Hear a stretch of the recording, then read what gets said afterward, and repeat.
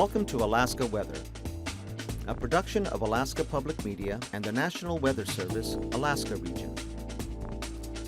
Produced and broadcast daily from the studios of KAKM, Alaska Weather provides complete forecasts, public, marine, and aviation for all of Alaska. Alaska Weather is made possible by the following sponsors.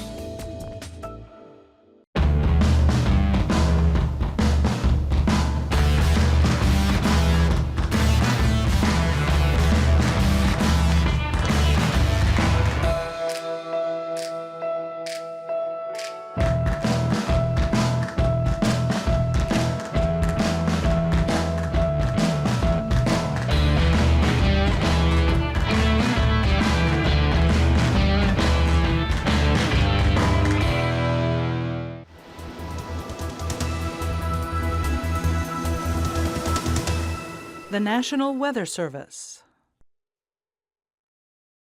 Good Tuesday, everyone. I'm meteorologist Dave Snider with the National Weather Service. It's the 28th of July. As always, we encourage you to stay up to date on your local weather information and plan ahead using weather.gov/Alaska or arh.noaa.gov. You can call us on the weather info line at 800-472-0391. Find us on Facebook, Twitter, and on YouTube during the day. And after this show, you'll find the complete broadcast that you're watching here via our broadcast partner, Alaska Public. You can watch that from their page at alaskapublic.org and look for the YouTube link on the bottom right-hand side. That'll work really well on your smartphone anytime you're out and about.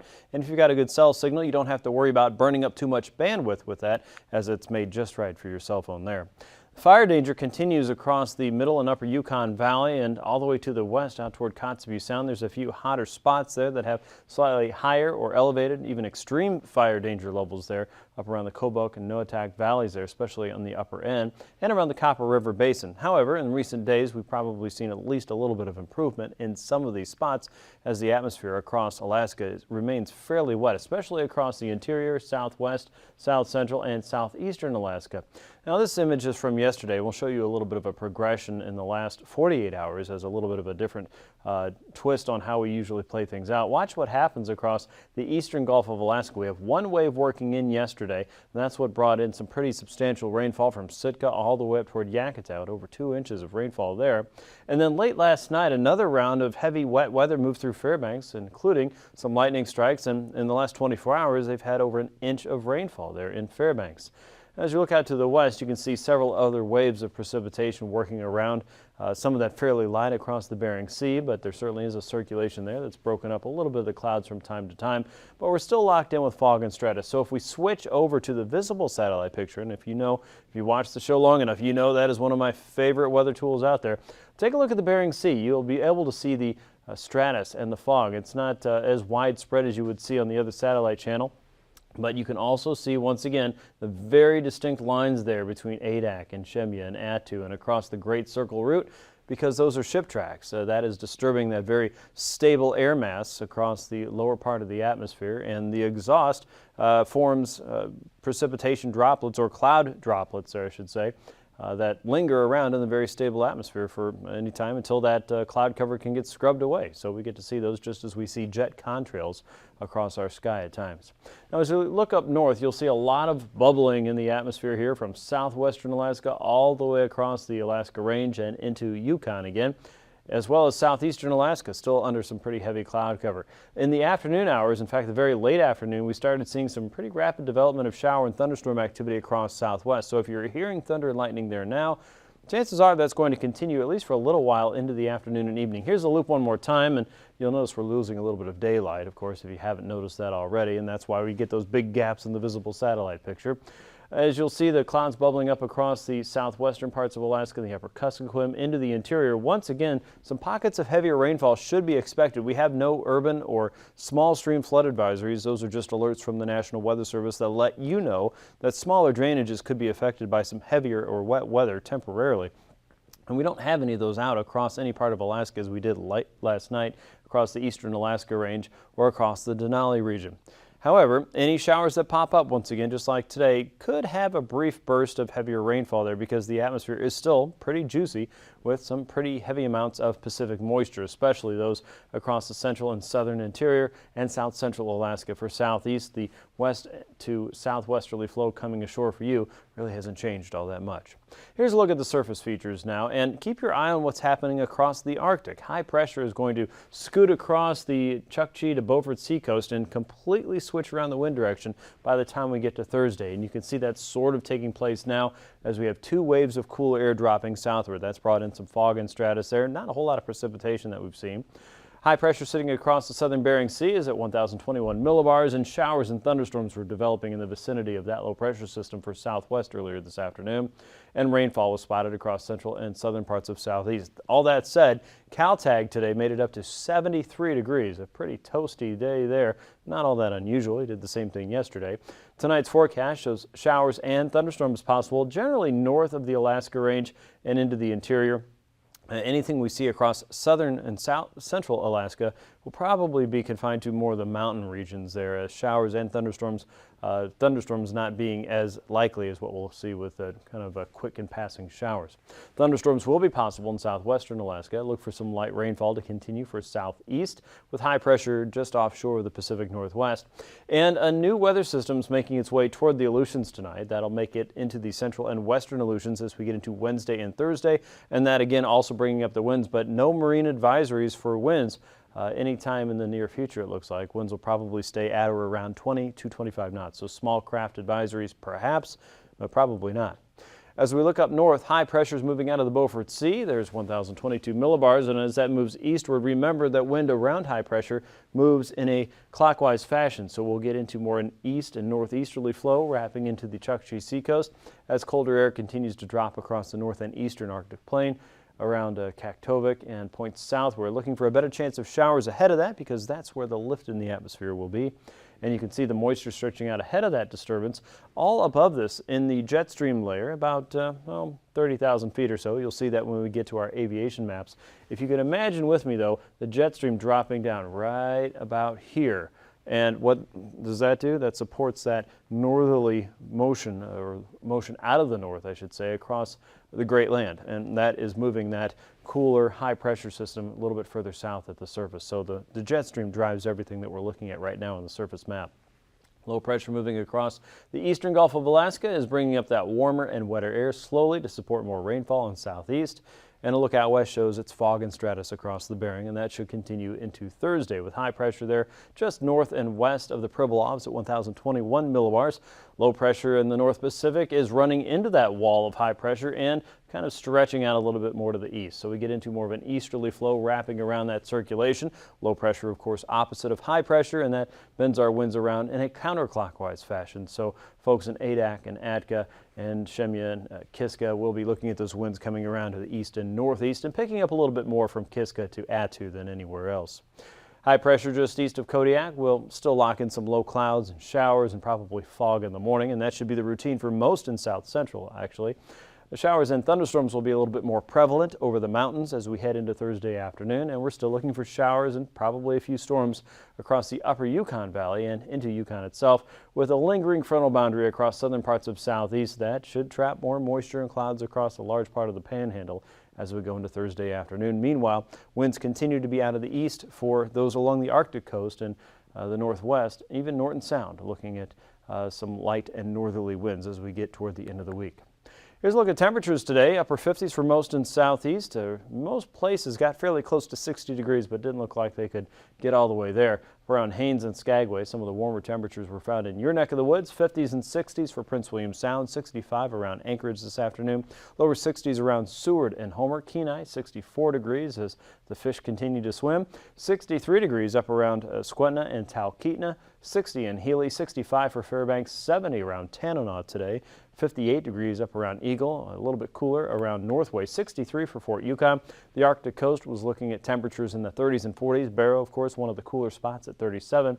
40s up around the Chukchi seacoast. Once you get into Kotzebue Sound, temperatures warm fairly quickly around Kotzebue and Kivalina.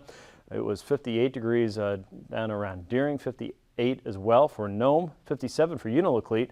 71 around Ruby, and 69 degrees for Galena there, with McGrath showing 69. As you get into Bethel, temperatures cooled off into the 50s.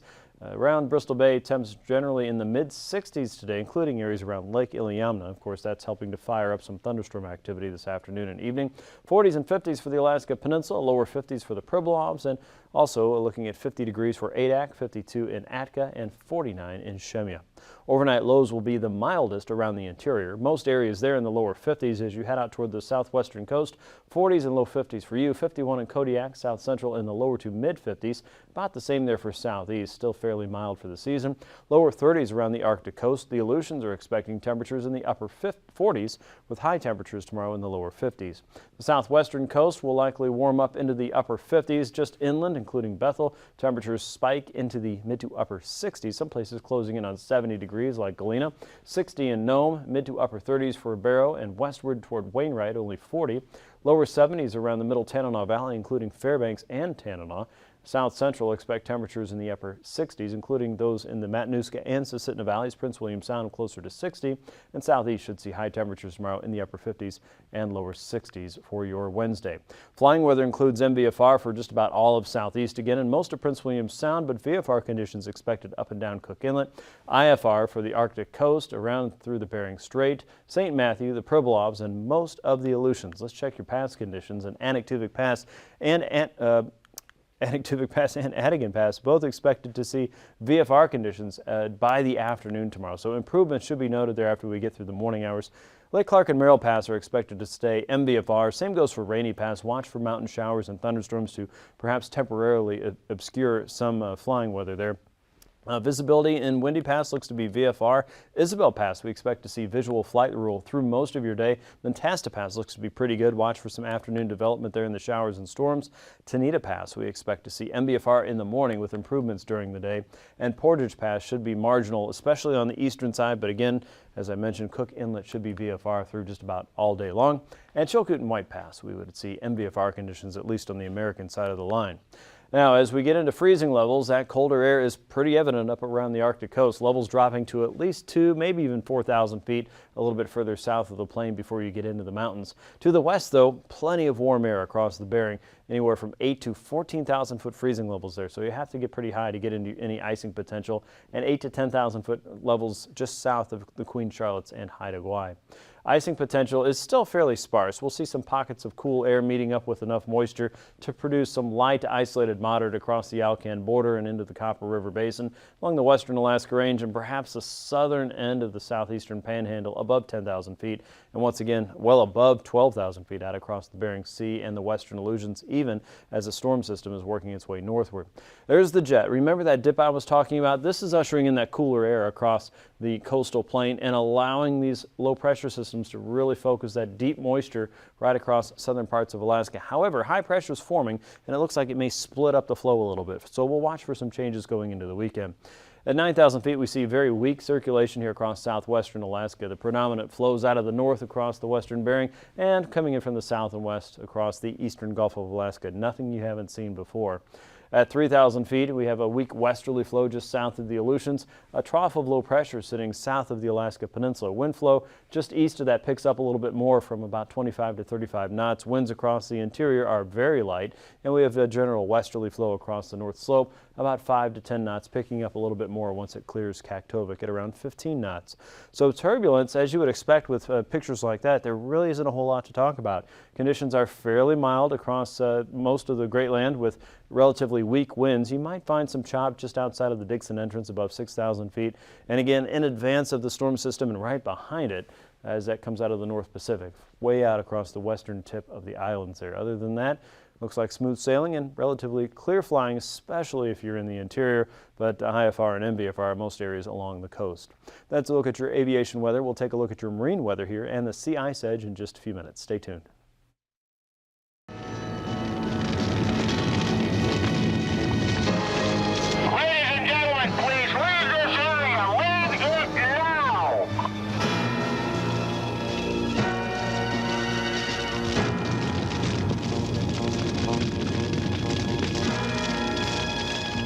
Hi, I'm Craig Goodrich, Fire Marshal for the state of Alaska. I'd like to talk to you before we get started with the upcoming video to tell you that conditions are extremely dry right now in the state. There have been a number of forest fires so far. We want to avoid another disastrous year like we had in 1996 at the Miller's Reach fire. The video that is upcoming will have a variety of useful information, simple points that you can employ to help defend your home from the devastating effects of wildland forest fire. If at the end of this video you have questions, please feel free to contact your local fire department or the office of the State Fire Marshal.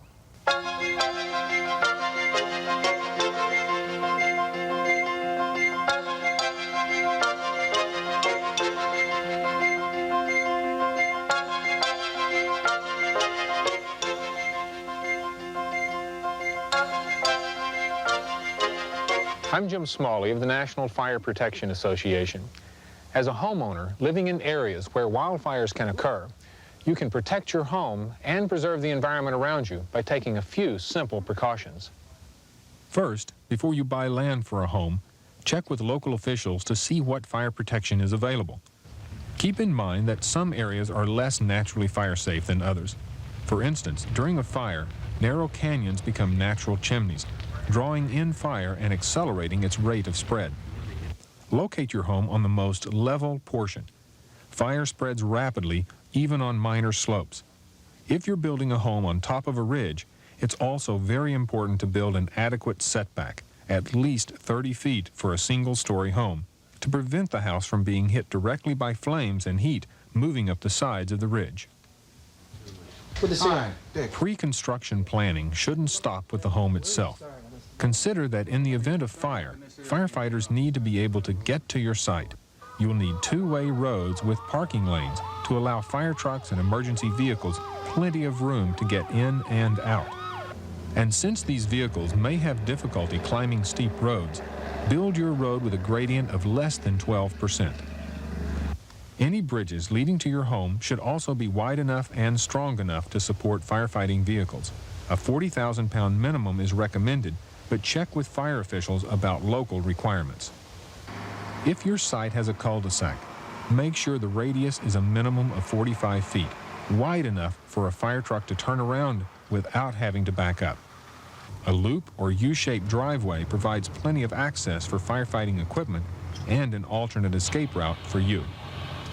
Be sure to mark your location with a road name and house number clearly visible from the road so firefighters can find you.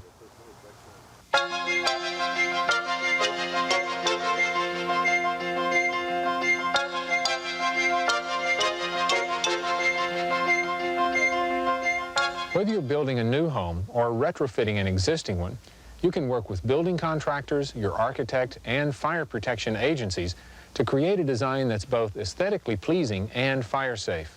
There are many people in there that have bits and pieces of information that individually need to be brought together and produce a sort of an umbrella of information that would be available to the design professions. And that's not just architects, that's planners and landscape architects. I think that many landscape architects as well as other design professionals are not aware of all of the do's and don'ts of protecting structures in life within the urban wildland interface.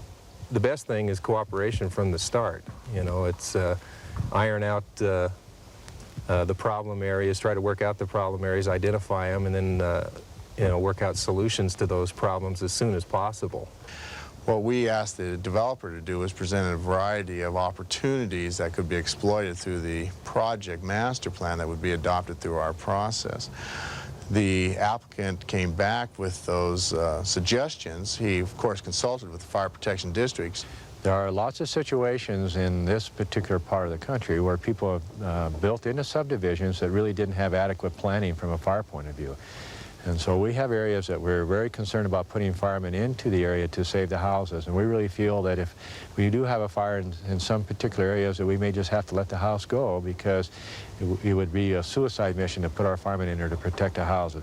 These are houses that don't have an adequate water system. They have long, narrow driveways. They have less than 30 feet clearance around the structure. They have shake roofs, road sides. They have big bay windows with nice trees growing up through the decks. And as far as we're concerned, these are areas that we're actually going to have to write off. We will not be able to save these houses. Fire officials say that non-treated wood shake roofs, which catch wind-blown sparks, are the #1 cause of home losses in wildland areas. So your roof should be made of non-combustible or fire-resistant materials. Some jurisdictions may allow the use of factory-treated wood shakes, but you should check this with your local authorities. You may think that roof sprinklers could prevent a wood shake roof from burning, but they could provide only a false sense of security. In the event of fire, you'd need large volumes of water to really make the roof safe, and water pressure is generally at its lowest during a fire. The electricity needed to pump the water may also fail during a fire crisis. Also, the high winds which often accompany wildland fires can divert the sprinkler spray from the roof. Like the roof, exterior walls should be made of fire-resistive materials from the ground to the roof line. It also helps immensely to keep flammable vegetation, wood piles, and debris away from the walls, but we'll talk more about that later. To ensure that you don't create your own spark hazard, screen your chimneys with non-combustible wire mesh screening.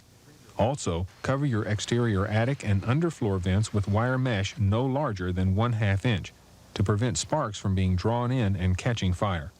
Sparks can melt through plastic or nylon screening. And if you're building a new home, locate your under-eave vents near the roof line rather than near the wall to prevent heat or flames from being entrapped. For the same reason, the eaves themselves should be boxed or designed with minimal overhang. You should also screen under your porch or any other areas below the ground line, again to keep out sparks and flames. Where windows are concerned, thick tempered safety glass is the safest choice, especially for picture windows and sliding glass doors. It may be possible to use double pane glass instead, but you should contact your local fire officials to see what's appropriate. Again, if you're building a new home, minimize the size and number of windows on the side of the house that would likely be exposed to a fire, the downhill side, or both. Also, windows should not face trees or shrubs that are closer than 30 feet away. On the outside, protect windows and sliding glass doors with non-flammable shutters, balconies, or decks. Fire-resistant drapes add extra protection inside. Never a bad time to think about how your home situation sits in a fire situation there.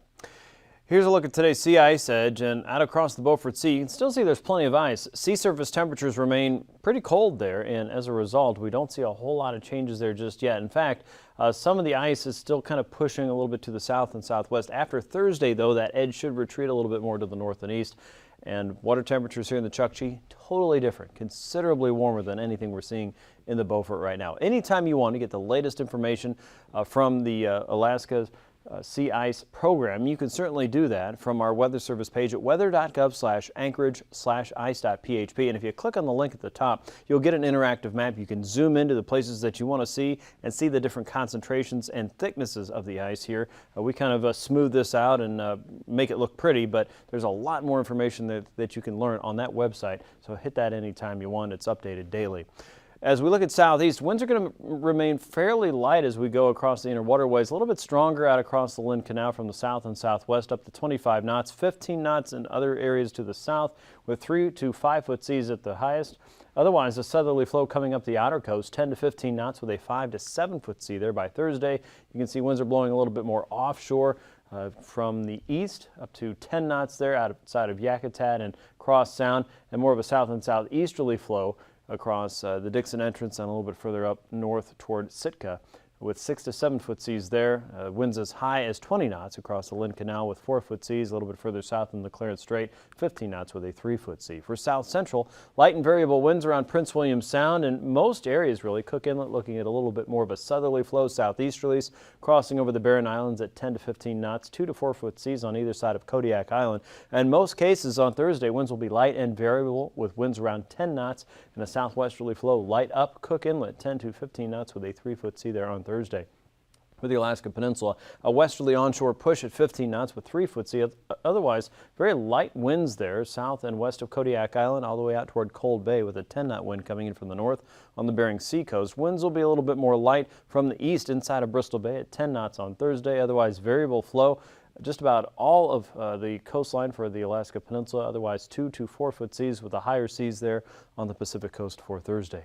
For the Aleutians, remember we were talking about low pressure working up across the North Pacific. Well, that's where these winds are coming from. Look for the northeast winds across Kiska to Attu at 25 knots with an 8-foot sea to the east of Kiska, 20 knots from the southeasterly direction. And more of a light and variable flow for the central and eastern chain. Winds and seas will be small. As we get into Thursday, the wind shift just a little bit more coming out of the east and picking up to 15 to 25 knots. A northeasterly flow remains around Kiska to Attu, 8-foot seas out that direction. 5 to 7 foot seas on the Pacific side from Nikolsky west and 3 to 4 foot seas from Nikolsky toward Adak on the Bering Sea coast side with 15 to 25 knots there from the east. As we look at the west coast on Wednesday, a north and northwesterly flow coming out of the Bering Strait, looking at 15 to 20 knots with about 3 to 5 foot seas expected. Variable flow from St. Matthew all the way down toward the Pribilofs with a 10-knot wind. And winds remain fairly light and somewhat variable along the west coast on Thursday. Northerlies crossing St. Lawrence Island with a 3-foot sea there as we get toward the end of the week. Watch the wind shift across the Arctic coast. North and northwesterly winds for the Beaufort Seacoast on Wednesday as high pressure is moving from west to east. We get a northeasterly flow down the Chukchi Seacoast, 15 to 20 knots there by Thursday. Totally different story. East and northeasterly winds coming in across the Beaufort Sea. Winds pick up from the south and east to 20 knots. 2-foot seas are expected there, and an offshore wind from Wainwright to Cape Lisburne with southwesterlies light inside and outside of Kotzebue Sound with a 3-foot sea expected there. Recapping tonight's weather, if you're in southwestern Alaska, watch for showers and thunderstorms to continue through the evening hours here as low pressure is working its way in from west to east. Showers and thunderstorms may pop up mainly along the mountains for most parts of interior Alaska and south central, and any showers could have some brief and heavy rainfall there. No warnings, watches, or advisories posted for any really unusual weather, though. Light rains expected in southeast. A new low pressure system working toward the central and western Aleutians will swing the winds around for the central and western chain, and high pressures moving in from the west across the Arctic coast, moving your winds around again toward the end of the week. Thanks for watching Alaska Weather. See you again tomorrow. These forecasts are to be used for planning purposes only. Call 1-800-WX-BRIEF for a formal pre-flight briefing. Always file a flight plan before you go flying. The U.S. Coast Guard Auxiliary urges you to leave a float plan with a friend or the harbor master before you go boating. Alaska Weather is made possible by the following sponsors.